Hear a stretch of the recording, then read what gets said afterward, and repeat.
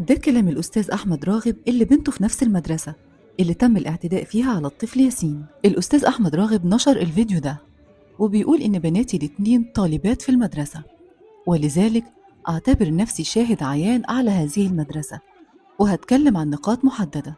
أولاً، إدارة المدرسة ادعت إن الطالب المجني عليه غير سوي ومن أصحاب الاحتياجات الخاصة، وبالتالي لا يعتد بكلامه. لكن أستاذ أحمد بيوضح إن هو ما قدرش يخلي بناته يلتحقوا بالمدرسة إلا بعد ما تجاوزوا اختبارات الذكاء وتقييمات السلوك والحالة النفسية ليهم على يد متخصصين، ومقابلات مع أولياء الأمور، وتقديم وثائق تثبت انتمائهم لمستوى اجتماعي مرتفع. فإزاي طفل احتياجات خاصة هيقدر يتجاوز كل الاختبارات دي وينجح باستيفاء كل شروط الالتحاق للمدرسة؟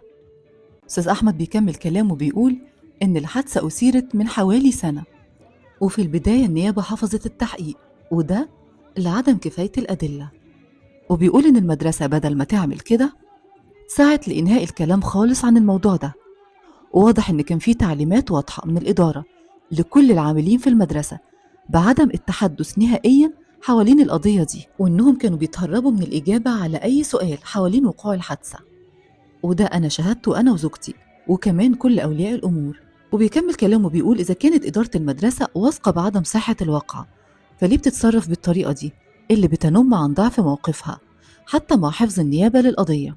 وبيقول أنا شخصيا من خلال تعاملي مع مديرة المدرسة وفاء إدوارد لمست مدى عجرفتها وكبرها وتعاملها بتعالي مع أولياء الأمور والعاملين بالمدرسة والطلبة على حد سواء، وعدم اهتمامها بملاحظات أولياء الأمور في اجتماعات المدرسة.